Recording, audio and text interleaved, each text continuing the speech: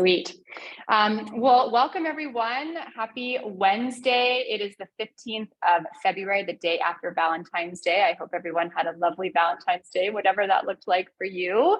I had my first date with my husband in 6 months since we left the US and have had no childcare for the past 6 months. And my in-laws are here now. So we got to go on our first date in 6 months, and it was just really lovely. I know most of you, but for a couple of people that I don't, I'm Alicia. I'm a certified Lightyear coach. I'm an entrepreneur. I am a founder of my own business, Integrate Well. I'm a mother of 2 young daughters. Lennox is 6 on Saturday, and Ellis is 3.5. And I'm currently a part of a full-time traveling family. My family and I are living nomadically throughout Central America for a year. I'm currently in Costa Rica. It's beautiful. I'd show you the sunset, but it's already dark here. And I feel called to share that, like, my life as a nomadic family and sort of bringing this vision to life as a traveling family would never have been possible if it hadn't have been for Lightyear, and more specifically integrated leadership, the course that this topic is pulled directly from. So I'm super passionate about this work, and I love this topic so much, and I apply it pretty much to every day of my life. So I'm excited to talk to you about it today and work with you in it. I'm going to talk, just so you know what to expect in the call today. And Daniel, please feel free to chime in at any point, of course. Actually, Daniel, do you want to introduce yourself, or does everybody know you? Because you're the co-host. Yeah, I'll introduce myself real quick. Yes. So hello, everyone. My name is Daniel, and I have been working with the Lightyear methodology for a little over 10 years now, and actively coaching just under 10 years. And I too am what are they calling us, like a digital nomad these days. So I'm coming at you from deep within the Smoky Mountains in the Nantahala Forest. I've got a nice little fire going right outside the van. I can smell the smoke wafting, and that too is a big part of my vision and goals. So I love that we're both kind of hosting this, and we're in 2 really different parts of the world, even for us. So that feels really good, and I'm excited to be here. Oh, that is so awesome. I love that you have just embodied and embraced something so clear to you in your vision, and you're just living it. It's so inspiring. Okay, well, just so you know what to expect, I'm going to talk for like the first 10 to 15 minutes of the call, but please engage and ask questions throughout. Many of us know one another, so we're not shy about, raising our hands or jumping right in, but you can put anything in the chat. Daniel and I will be sort of co-monitoring the chat throughout. You can raise your digital hand. You know how to do that at this point. I think everyone does. And just know that you're going to remember more of what you say and how you participate than what I say and then what Daniel says. So the more you put in, the more you're going to get out. Have a pen and a paper or notebook or whatever ready, or digital. If you're a digital note taker like I am, have that ready to go, because it's going to help serve you throughout. And I just want to share too that, as I said, I'm pulling this topic directly from the Integrated Leadership Program of Lightyear. And starting March 9th, so in about 3 weeks from now, I am leading Integrated Leadership. The first time I've led, not in a practicum forum, for Lightyear on the hub, which I'm so excited, or lightyear.co, which I'm so excited to do. So it starts March 9th.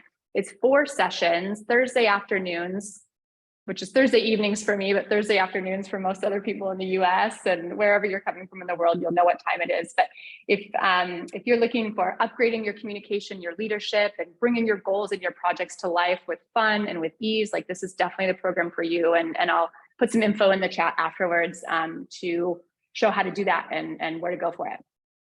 So the title of our workshop today is From Complaint to Commitment: Turning Frustration into Fulfillment. And we can thank Daniel for that clever title. He took the lead on sort of creating that, and I just loved it. So from complaint to commitment, turning frustration into fulfillment. So as we dive into this topic, I'd like for you to be thinking about a recent or maybe reoccurring complaint that you have had, or maybe it's multiple complaints.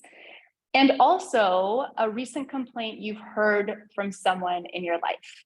So maybe take a few seconds to think about that, or write it down on your paper, if you'd like. A recent complaint that you've had, or one that you've heard from other people. And no judgment of people in complaint. As Daniel and I will share, this comes up often for us. Like, we are all human beings, and complaint can actually be super valuable, where we know what to listen for. So don't feel bad about admitting that you've been in a complaint. I'll share a couple examples, and then Daniel, I'd love to hear from you as well, and then we'll ask for some shares. Oh, hi, Julie. A big recurring complaint that I have been in is, I don't have enough time. I don't have enough time to gain the momentum in my business. Daniel has heard me complain about this or share about this on our whole prosperity calls for the past 3 weeks. I don't have enough time to be where I want to be as a business owner and a coach.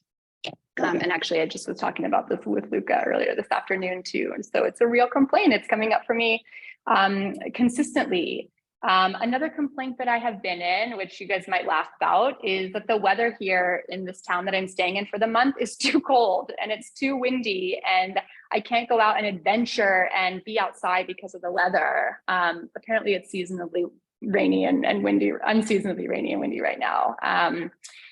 And then the other day I noticed, like, I came home to find my partner, Chris, super stressed out about having to arrange all these last minute details and logistics for his parents' upcoming visit and to see us. And he was complaining about people not getting back to him, and him not knowing who to contact for what, and just feeling really overwhelmed. So those are some reoccurring ones in myself and ones that I've seen in other people. Daniel, do you want to share so that people can be inspired by you? Any reoccurring complaints on your end, or maybe you've heard from others? Yeah, well, I have a couple of examples. Oh, I got it. okay, thank you. Let me get back on my brainwave here. I have two things to say kind of as examples. One is how I've taught this work most in my life. So I used to do a lot of work with like the local Lululemon stores in North Carolina, where they would have me come in and do like part of their management retreat, or come in before the holidays and help set up their staff before the holiday rush and like the big Christmas retail season. And this was always something I taught pretty much anytime I worked with anybody in retail, because it was such a accessibility point for handling customers who might have a complaint or Mm. preventing customers from having a complaint. And so there's just one way there. Like in the professional world, this is so helpful because people are bringing their whole life wherever they go, and sometimes there's lots of stuff happening and they're in some level of disgruntlement with it. And this principle really helps me start to understand where people are coming from, so that I can approach them with a little more kindness, compassion, and empathy. And so that's like one domain I wanted to point out. Another domain, and one that's really has been showing up a lot for me lately, is with you're going to have a list of what I call the usual suspects. These would be the chronic complainers in your life, like, your mother or your brother or your partner, or those people who you have a deeper level of connection with. And my mom is suffering from several different disabilities, very legitimate. Let me just go ahead and say, like, very legitimate disabilities and medical conditions that keep her in a lot of pain. And so she's often also in complaint quite actively. And as Alicia goes through the principle, you'll hear that people really complain about things that they're concerned with, that they care about.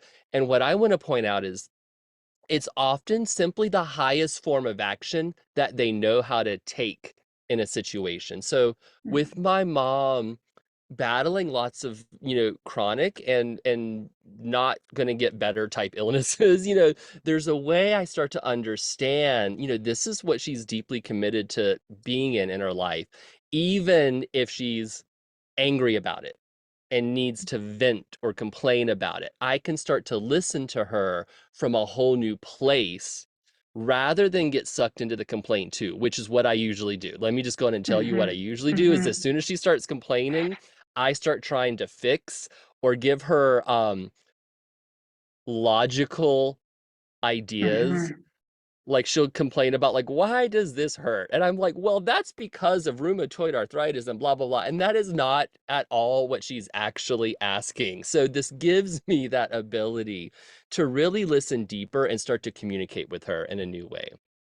So that's the Mm. color I have on that palette, Alicia. Yeah, thanks, Daniel. That's a really, I think it's a very colorful, it's a beautiful example and a way that we can use it even when we're, just simply from the listening standpoint. And you're showing up in a way that is best in service to her simply by listening for that commitment. Let's hear from two other people. What did you write down when I prompted you? Like, let's just hear. I'd love to, you can come off mute or yeah, Shanda. Well, the one that I'm complaining about quite frequently this last week is I'm developing a friendship or relationship with someone who's in a 9-hour time zone difference.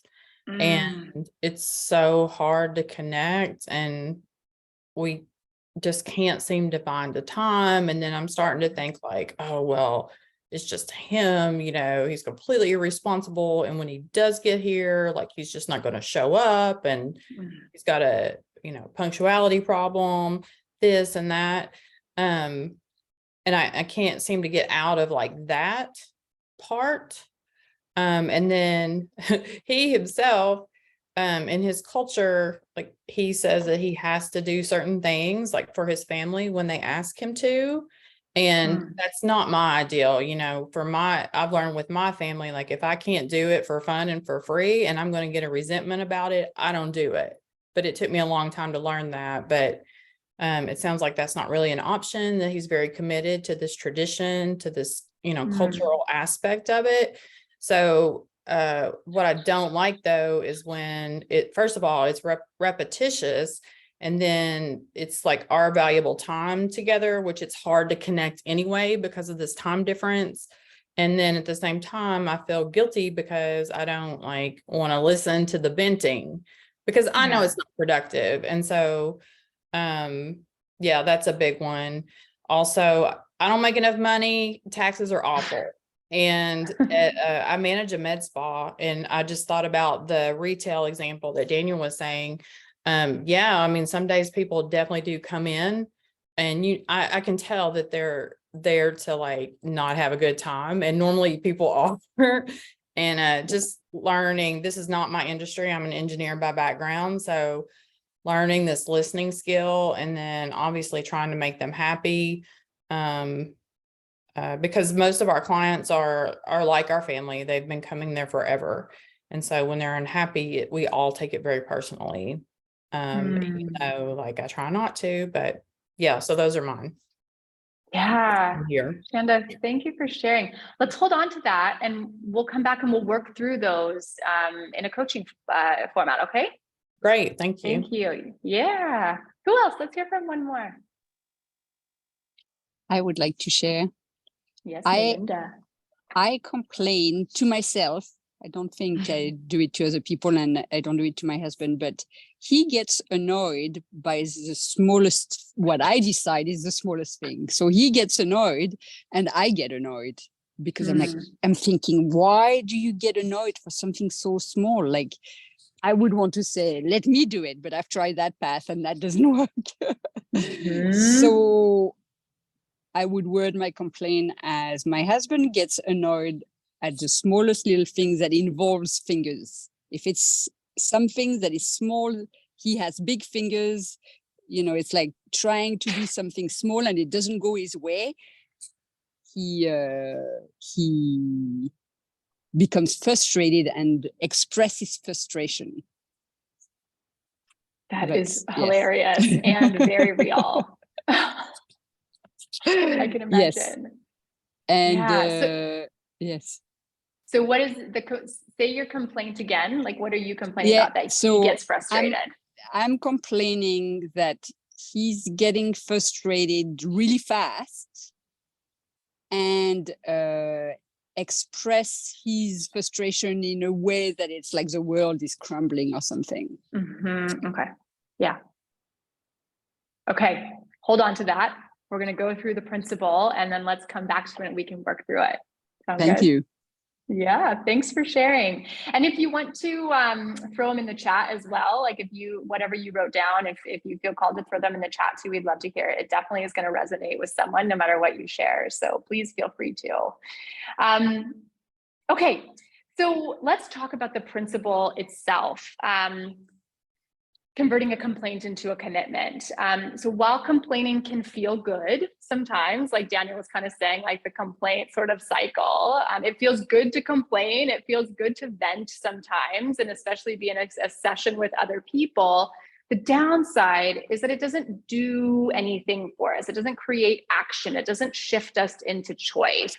Unless you're a trained leader and listener like you are, and you can reveal the commitment that is embedded and hidden underneath the complaint. So what do I mean by that? Daniel mentioned it previously, but no one complains about things they don't care about. Right? I don't complain about the traffic in Houston, where Shanda is, because I don't live there, so I don't care about it. It's not something that would enter my orbit of things to complain about. So people always and only complain about things that matter to them. So when we listen to we hear ourselves or we hear others complain, we can listen for the complaint that is embedded in it and get into action.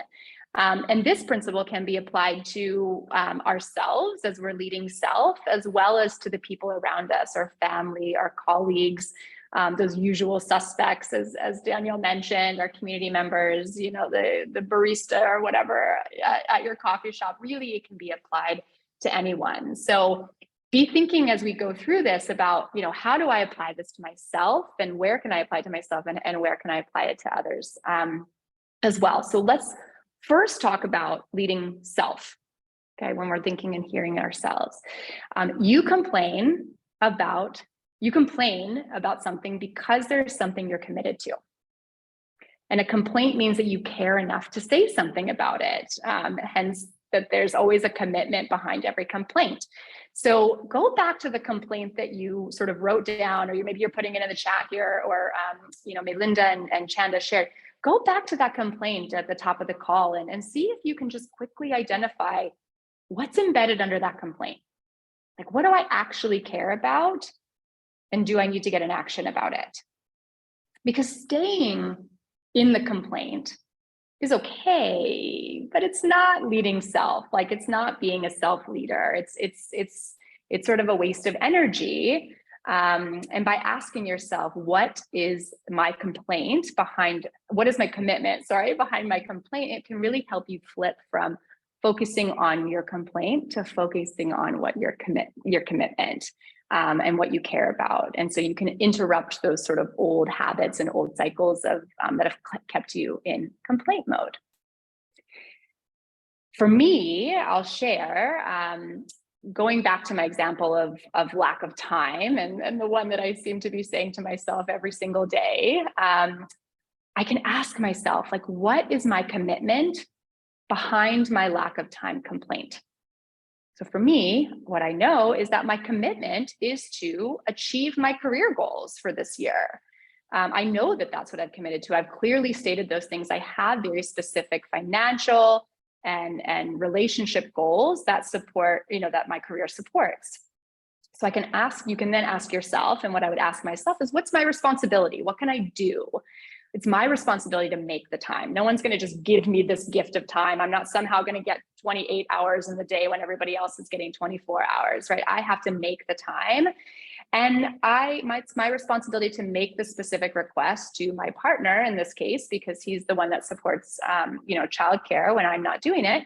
And to ensure that my priorities are in order for the time that I do have, so that it is maximized. So I was in this complaint. I don't have enough time. I've said it to Luca. I've said it to Daniel. Everyone around me has heard me say it. I'm complaining about not having a time. Now I've identified the commitment. I've identified what matters to me, and that my commitment to my leadership and my career. And I have an action plan, and I can shift into action, which is just so much more like, there's so much levity to that, right? Instead of feeling like I don't have enough time, I'm like, I can make some time. I'm committed to creating time for myself. So that's how we use the work in self. Daniel, what else do you want to say about how to apply this principle to yourself? The one additional point, just as a baseline, now I recognize a lot of you on here know this. The baseline for a lot of the Lightyear work is body sensations. So there's a way that your body sensations are actually going to be what guide you into this inquiry, where that complaint is a body sensation, right? It's either a frustration or some type of like a pain or some kind of pain point. And so I want to say that if you haven't found your commitment yet, you kind of want to follow that body sensation. That'll help kind of focus you down or drill down to what's really there. And let's see, you asked about the self. So I want to make it really simple. It could be really easy. So I just saw, which one did I just see in the chat? And I was like, oh yeah, okay, Colette. Like you said, I complain about not having enough time to focus on growing my business. It could be this simple. I am committed to growing my coaching business. Like that's actually what you're committed to. So I don't want you to think you also have to go on some esoteric spiritual hunt for what you're committed to. It could really be as simple as I'm committed to that. And that can help you explore what committed actions to then take. Yes, thanks, Daniel. That makes it really accessible. I also think too, and Luca and I were on the phone earlier today, and I told him I was going to share this. So hopefully, Luca, you're cool with it. That even just reviewing your vision, if you have your vision and reviewing your goals, can reset what you're committed to, right? So if you're sort of feeling like, I know my body is off, I'm feeling it in my body, I've identified in my commitment, but maybe I want to go a little bit deeper. Your vision can be a really great way to do that and to remind yourself what you're committed to, or even your legacy statement too. So know that you have those tools available to you to reference when restating your commitment. Okay, let's talk about leading others and how we can apply this to the other people that we love around us, and then we'll sort of move into more interaction. So when we're leading others, so when someone complains, we can listen to their complaint and listen for their commitment. So Daniel said at the top of the call, it's oftentimes complaining is the highest form that people know how to bring something to life, right? It's they don't have maybe the skills to sort of to express it in other ways. So it's our job as leaders to ensure that we're listening and listening with empathy and love and validating them, and even thanking them. Like, thank you for complaining, because now I know what matters to you. And that's such a good one. I use it with my kids a bit, and I used to use it when I would work in my corporate teams. I had quite large teams, and I would say that, like, they would apologize for complaining. They say, no, thank you for complaining, because now I know what matters to you and what you care about, and be with them in that complaint and help them navigate through it. You can ask things like, how is that working for you? What would you like to do about it? You know, this sort of stops them in a way that allows them to maybe hear themselves for the first time, and to be able to hear them saying it for the first time. And what we want is for people to be able to discover for themselves what matters to them and what their commitment is. Like, nobody wants to be told what they're committed to, right? That's not a great leadership trait, is to be telling people what they're committed to. So ask them, what are you committed to? Ask them, do you have a specific request? And then, do you want to get into action about it? So those are the things that we want to be listening for in other people. And this could be, like Daniel said, colleagues, any domains of your life, colleagues, partners, children, families. I mean, there's little things that are coming up all over the place that we can apply this work to. Daniel, what else about leading others? What good nuggets do you have for folks to be able, like, tools? For about 15 years, I managed some yoga studios in North Carolina. We had a very large team of people, like 150, I think, at some points in time. And what I often found when people would complain. I was also thankful and also really thankful when people would come complain to me directly, because I felt like, oh, this is the person to come complain to, because I would help redirect people. So oftentimes it was simply a matter of like who. The person didn't actually know who to go address an issue with Mm. to actually have forward movement.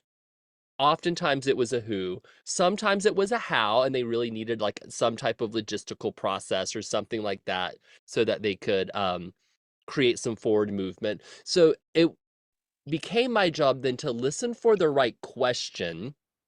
Is Mm. it a who? Is it a what? Is it a where? Is there somewhere someone needs to actually go that is somewhere else to actually achieve like success in what they're doing? And so listening just from those questions can be super helpful. And I'll also tell you the trap that can come along with this concept. So the trap is I hear someone complain and I can even hear like what they're committed to underneath it. And I think it's my job to fix it. Has anybody ever felt like, oh, this is my job to solve this problem for whoever? Okay, like I can think with my mother, right? My mother has lots of stuff that I'm in a chronic, like listening, to the complaint with. And I can kind of get tricked, not saying she's tricking me, but just in my own mind think, oh my God, I've got to help her. I've got to do something to fix this for her. I've got to problem solve. And that isn't always the case. So what I listen for now is, what is Mm. there for me to do when someone is complaining to me? Do I need to redirect them to a better source? Do I need to give them some type of logistical analysis? Or do I simply need to listen to let them vent and do it in a way where I'm not like a dumpster taking it all on? Because that's the difference. Someone can vent to me and I can kind of get, all agitated with them. That's the part that's not helpful. If I can maintain my I am and you are with the person, they can actually vent all day long and I can simply hear and validate. And so oftentimes, especially with my mother, who again is facing like chronic things in her life, oftentimes it's just validating her complaint. Like, that sounds awful. Mhm. That sounds like it sucks. I hate that you're experiencing that. And just having that agreement, not with the complaint necessary, but with their experience, relaxes them enough where they can either have a little forward movement or they vented. I have that like psh, like the instant pot valve when you flip the little instant pot valve. I can just see that shh, like they're releasing some pressure, and then they might be able to see a new possibility or simply Mhm. relax for a moment, and the pressure can Yes. build up, and there's a way that that can work. I'm not saying that's like the long-term thing I want people to be in, is like tension and release, yet sometimes that's what's workable. Yeah. Yeah, it's not, thank you, Danielle, for sharing that and sort of giving permission to just be with people in their complaint and not having to fix it or maybe not even searching for the commitment, right? There's a time and a place, I think, for just being there. I like to sometimes ask my partner, like, what do you need from me right now? Is it just to listen, or I never say coach because he doesn't want that, but is it to advise or to support you, right? Like, how can I best be of support, and really let him give me the answers to that sort of test there. So good. Okay, enough of me talking. Enough from me. Shanda, can we go back to you? Can we go back to what you presented at the top of the call? We can. Yeah. So you shared that you've got a relationship that's spanning many time zones, and it's really challenging to, what you've been complaining about is it's really hard to find time to connect. And then you sort of blame and sort of get into a judgment. So within that you shared, are you seeing within that complaint that you have an underlying commitment? Yes, my commitment is to be understanding and patient with the situation, as it is only temporary, and not like ruin a good thing because what happens is I get into fear that this misconnections is about me and him not wanting to be in the relationship, which isn't true. It's not true. So what, there's like the fear element in my body. I'm thinking about what happens in my body. I get angry, really angry. And then I get in a lot of pain because of that thinking. And, the best I can do in that moment is to not like lash out, not take any action except to take care of myself. But it keeps happening over and over again, and sometimes I have to apologize. And because my commitment, like what I need or what I think I need, what I desire, is to connect and keep building the relationship and just to like spend time with somebody that I care about. And I'm thinking about my vision, like this is part of my overall vision for my life, to have a relationship that is connected on many levels. And I see that that's a possibility here. Like I really see that for the first time in my life. And my declaration is, I move towards love with effort and ease. So I know that like, if a person is right here in Houston, it's not easy and it takes work and all of that. And so, yeah, and then put the time zone difference in, I'm having a hard time with it. And, I'm more complaining to myself, like, because I don't really hang out with a bunch of complainers. So, or they're going to try to like advise or coach me out of it. And it works to a certain extent until it happens again. And then I go back to that thinking. So that's where I'm at with that. And my commitment is to always like be kind. It's not to like take my stuff because I know it's on my part, and I'm also committed to like using my time wisely and, and protecting like my time as far as the things that I need to do at certain times of the day, like my bedtime routine, my sacred like wind down time, that's probably the best time of day for him to talk. And so I've been like cutting into my time to accommodate that. And I'm resentful about it, so yeah, anyway, all that. Thank you for sharing. I hear I hear you seem like you can identify that there's commitment, that there's choice to make in those moments when you feel yourself in complaint. I love what you said about you can feel the fear in your body. And that fear of potentially ruining a good thing or a misconnection, or that it's your fault. And in Lightyear, the fear is one of the reactive states, right? It's one of the below the line reactive states, and the choice-based antidote to that is love and faith, right? Yes. It's faith. So having faith in that relationship, in your ability to nurture it, and what did you say, connect and build on it, and faith in that vision. I mean, that's a choice. That's something that you're committed to. I am. Love is my primary value. It really is. And that's why it's so disappointing for myself when I don't just automatically respond out of it with the person that I care very much about. But I react out of fear. Fear does this to me in many areas of my life. Yeah. Yes. So what next time this happens, I assume there will be a moment when, unfortunately we're not all cured by this one time when we get this work, and it never, we're never penetrated by complaint or reaction again. So next time you sense yourself slipping into this complaint, or you have a complaint about that missed connection, or not feeling like it's a priority, or having to sacrifice your time, like what's the commitment that you can restate that can help shift you? And then is there an action?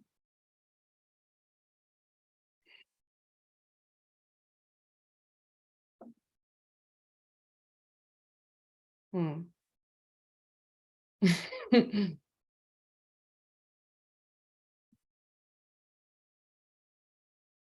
I get a little help? Sure. We could get a help. Can I hop in? Yes, please. Hi. So I love this. I think I have heard 3 things you're actually committed to. So I just want to help you, like, so you're Okay. not trying to tackle all 3 with one like action. So like I heard you're committed to a sense of ease and timing at some level. These are not in order priority. Some Mhm. type of ease and timing. You're committed to creating connection and valuing connection. And you're committed to love. Those are like the 3 just off the top of my head that I heard. And what I want to say is it's likely you're not going to be able to remember those things the next time you're in the complaint. Like, I don't want to create that for you. I'm just saying you've probably been practicing complaining a while though, right? We get into those habits. So Yeah. it might not be, don't try to fix the problem there. Instead, look at those 3 little domains of commitment I just kind of pointed out for you, and you find your words for like, really, what are you committed to? Because you don't have to actually do anything Mm-hmm. that, although you will do stuff. I want you to really land the commitments though. Like, what are you committed to?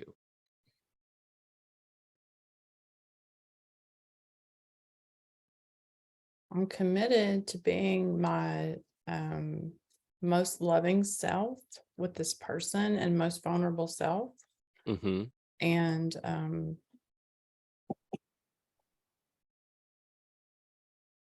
giving love a chance.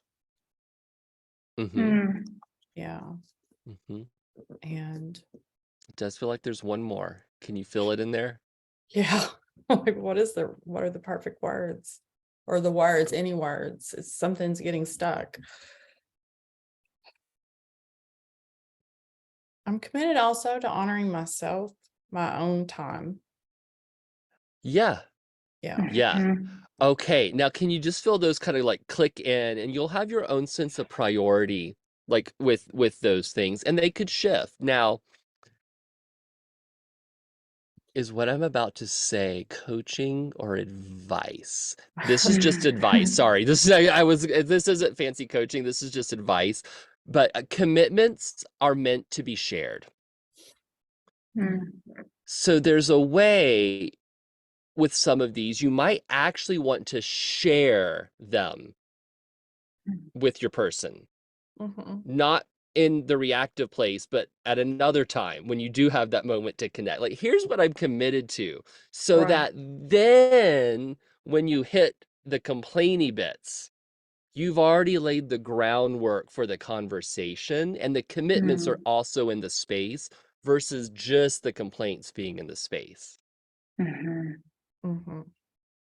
And so it's not, how do I, be my most loving self? How do I give love a chance? How do I honor myself? That you'll get that how in the moment. It's committing to those things. Right. Right.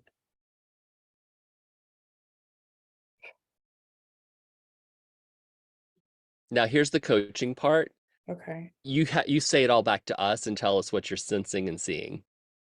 That honoring myself is number one. And if I would not, like, things that I say are non-negotiable, I realize like I've made connecting with this person or like this relationship more special than this time that I definitely need with myself. So if I and that makes me like sorry. Of course, my boss decides to call at this time. This is me time, boss. I know. She bought me this computer. I mean, it's not like a work computer, but it does all these things where it interrupts me and I haven't figured out how to make that stop yet. Anyway, it's about honoring myself, because I know like if I set my own, or don't let anything interfere with it, then I would feel more like that I don't need like this connection or like want it as desperately as I do, maybe. And then it would just be like any other friendship that I have, because, you know, my other friends, it's like, I trust them. Like, we've built up this thing. I know if like we don't, for some reason, like somebody says, oh, I'll call you at 3, and for whatever reason they don't, like, I don't flip out about it. I don't flip out about it, because I know like we're going to connect, like, because we always do. Like, there's safety, there's trust. And I do have faith about this. I have a lot of faith. Forgot what the question is, but no, there wasn't a question. You're simply sharing like, back. The action is keeping the relationship in perspective versus like my connection to my higher power, my connection to myself, my kids. Like, right sizing it, and then it probably wouldn't seem like such a big deal. Now, this is so good, Shanda. I want to go just one little peel back the onion layer deeper. Because you've prioritized this thing right now, and your priorities can change and shift day to day, but you've prioritized like the me time. I just want you to start to see how your person also has something like that with the family or their whatever their, okay, could you just, what just happened? I just felt it move. Can you verbalize that? Because that's going to be the big learning tonight.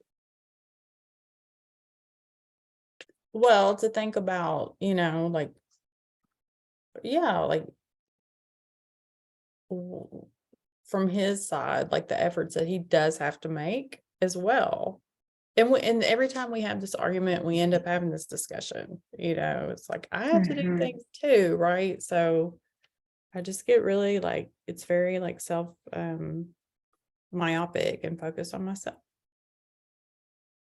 Right, which is different than being committed to yourself. Like, that's what I want you to see. No, okay, this is like, there we go. In my, you know, protect myself, like, oh, this, you know, my protection. And so like, like my old way would be like, I'm out. This is too hard. I'm out. Call me when you get to the States and we'll see, you know, but I'm not doing it this time. I'm not doing it. Yeah. Oh, good job, Shanda. Good job, you guys. Thank you. Thanks, Shanda. I feel so well. Yes. Like I could feel like my body, like, yes, it's light, right? There's a really tuned into the body sensations here, and this feels really good. Yeah, it was really good. Thank you so much. Thank you. Thanks, Daniel. Okay. Melinda, can we please talk to you about your husband and his frustration, his too much frustration too quickly? What's coming up for you as you're considering, like, you know, what are you seeing, like, within that complaint? Do you have an underlying commitment? Yes, and I saw so much so far. Thank you. So I'm seeing that I'm committed to everyone around me being empowered. And when he's frustrated, he's not empowered. And then I fall into, I need to fix this. And I had noticed that before and made a link to being younger and needing to make sure no one is angry, because then there would be a risk. So I see how his way of being like links me to a younger self, and I believe it hasn't. Well, anyway, I haven't dealt with that yet. The other, so the fixing, yes, each time someone needs to vent, I go maybe too fast to, okay, how do we fix this? Yeah. And the other things that came, and so there's also, I see that I have difficulty in staying in my I am when someone is getting frustrated with something. And so like I see the link between wanting to fix something for someone. And there's something that was said with Shanda, but I don't remember what it was, that I thought, oh yes, you said, Daniel, to lay the ground. So talk about the commitment to lay the ground for future conversation. And that I thought, oh, I need to tell my husband, whenever I ask if I can help you when you're frustrated, it's because I am committed to everyone around me being empowered, and I need your help to deal with the situation. So when so having a conversation outside of the situation so that we can come up with a code, like either code words or, he could say, okay, I hear you. And when this happened, I'll say this, and it means leave me alone. And it means I love you, please leave me alone. Or a conversational safe word, something like this. Where, okay, how do we deal with this situation together so that I don't leave the room to protect myself from getting angry, or so that maybe he likes that I'm leaving the room, but we've never talked about it. So yes, having a conversation when we share, so I share my commitment, and hopefully he'll hear something that he can also share his commitment. The way I see it so far, he's committed to things working out the way he wants them to right now, not tomorrow. There must be a better way to express that. It's so beautiful. Sorry, Daniel, let me just say real quick and then I'll pass it over. It's so beautiful to hear you identify that there's a conversation that needs to happen outside the situation or the conversation, right? That it's almost like giving each other the answers to the test, if you will, the keys to unlock, like, how do we have better communication ahead of time so that you can step into that and you can know where the other person's sort of default is coming from and support them through that. Daniel, what were you going to say?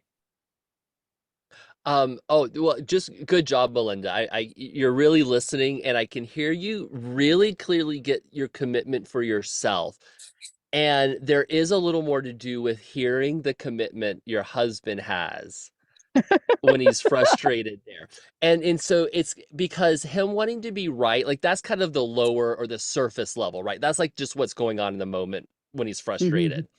It's more likely he's committed to something like doing things well or self-sufficiency. I know my dad's he spent 50 years as a master carpenter and building anything he wanted to build, and now like he doesn't build anything, yet he's still committed to doing things well, and when he can't, there's a lot of frustration. So he's committed to craftsmanship or something like that. So I just wanted to give you a few more possibilities for what could be the deeper commitment for him, to see if you can see it. Yes. So he's committed to getting things done with ease and flow. He's committed to enjoying life. So things need to flow to enjoy life. If they don't flow, there's like kink in how things work. So I see how like his bigger commitment, enjoying life, when things don't work out because they don't if they don't jive together, then he maybe didn't realize why it's so annoying, but I can see the link now from what you were saying of, oh, okay, he's annoyed because this is altering his commitment to enjoying life. And so that's another thing that I obviously I don't know. So that's something that I can ask him and say, oh, I know you say you love life, and that could be maybe your commitment. What else would you see as your commitment, and how when things don't work, like it's like when physical things don't I don't know the word, sorry. Like I see, the cogs of a wheel and they all match together. And when he gets annoyed when the cogs don't go in front of one another, basically. Yeah. So good. Yes. I love that. I can really relate to that, Melinda. You actually just unlocked something for me. So please thank your husband for that too. But one of my core values is fun. And when things get in the way of fun, simply even technology things, when technology disrupts my ease and flow, which then impacts my fun and enjoying life, similar to your partner, I get very rattled and I get really into a complaint. I get more frustrated probably than I should. So thank you for helping me kind of identify that as well. That was really an upgrade for me. Thank you. And thank you for both of us, because both like the coaching you gave throughout, and like I really saw the different unlocks at different times. So thank you. Beautiful. Thank you. Oh my gosh. Okay. Well, we're almost at time. Is there anything anybody else wants to just throw in for a couple of minutes? Like anything that's coming up for you that you're maybe seeing for yourself now, maybe just a learning that you're ready to sort of take and apply this somewhere, you know, clearly where you want to apply this work to.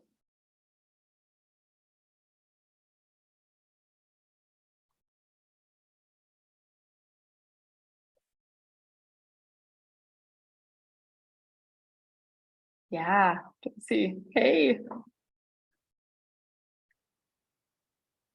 I can't hear you. I don't know. Can anybody else hear Josie? No, I can't hear you. No audio. Maybe a bit too far away from the camera. Throw it in the chat, Josie, we want to hear it. We definitely really want to hear it.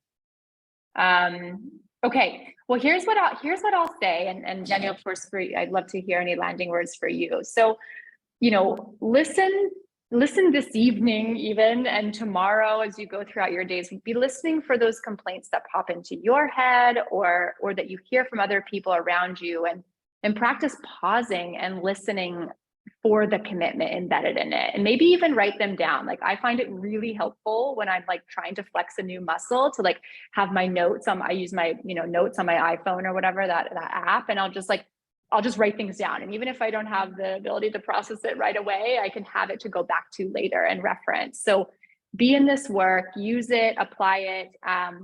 And if this work was supportive to you and you want more, like I said, I'm leading the 4-week integrated leadership program starting next month. So if you want to up-level your communication, you want more of this work and up-level your leadership and increase your productivity, I'll put that link in the chat actually now if you want to click on it and explore it a little bit. Daniel, what do you want to say to land us? Oh, you've done such a good job. This has been fun. We will follow up with the recording so you can watch it. I know a couple people dropped off early, and we're going to check that out. And my wish for everyone is that the next time you hear someone complain, instead of going, or you're just like, ooh, what can I do with this? And there's a little more excitement about it. Yes, I visualize like a lean in versus like a lean away, right? Like, ooh, let's lean into that. Like, let's sit with them in that complaint and work through it, navigate with them. That's beautiful.